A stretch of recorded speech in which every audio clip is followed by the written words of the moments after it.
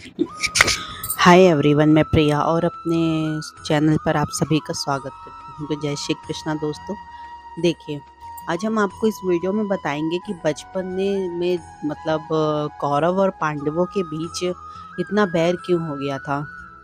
आखिर उसके पीछे की वजह क्या थी। तो देखिए, सबसे पहली बात ये कि मतलब दुर्योधन ने पांडवों के खिलाफ कई चालें चली। सबसे पहला था तो विषाक्त भोजन। देखिए, दुर्योधन ने भीम को मारने की कोशिश की थी। उसने भीम को विषाक्त भोजन खिलाया और फिर उसे नदी में फेंक दिया।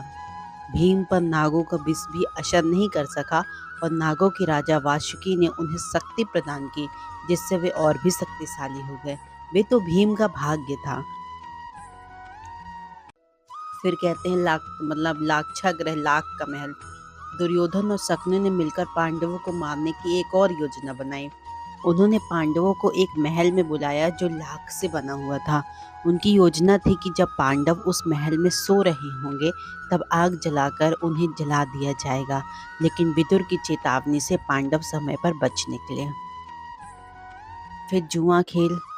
कहते हैं दुर्योधन ने शकुनि के साथ मिलकर जुआ खेल में युधिष्ठिर को हराया और पांडवों को उनके राज्य और संपत्ति से वंचित कर दिया। यह योजना उनके राज्य को छीनने और उन्हें अपमानित करने की थी। फिर द्रौपदी का अपमान। दुर्योधन ने द्रौपदी का अपमान करने की योजना बनाई।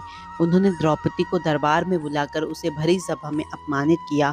यह घटना पांडवों के लिए असहनीय थी और इसने दोनों पक्षों के बीच दुश्मनी को और ज्यादा बढ़ा दिया।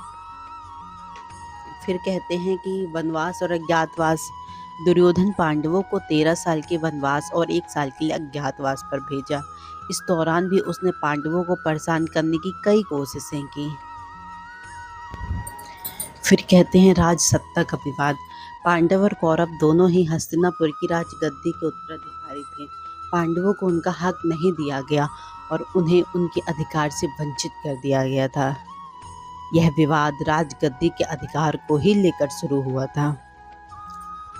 फिर कहते हैं कि जो द्रौपदी का अपमान हुआ था उस घटना ने भी युद्ध को काफी भड़काया।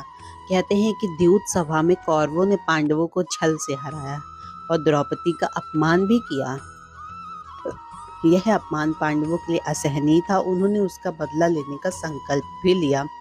धृतराष्ट्र और दुर्योधन की जो ईर्ष्या थी, मतलब कैसे धृतराष्ट्र और उनके पुत्र दुर्योधन की पांडवों के प्रति ईर्ष्या और द्वेष से भी इस युद्ध का एक प्रमुख कारण बना।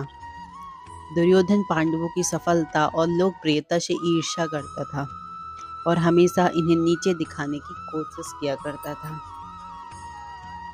फिर कहते हैं कि अधर्म और धर्म की लड़ाई।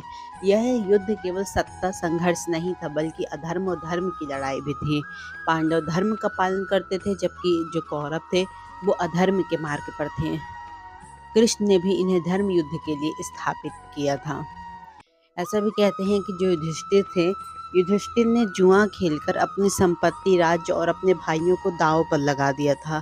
इस कारण पांडवों को वनवास और अज्ञातवास भुगतना पड़ा, जिसने उनके और कौरवों के बीच दुश्मनी को और ज्यादा ही बढ़ा दिया था। फिर ऐसा भी कहते हैं कि गुरुद्वल में भी प्रतिद्वंदिता थी। कैसे?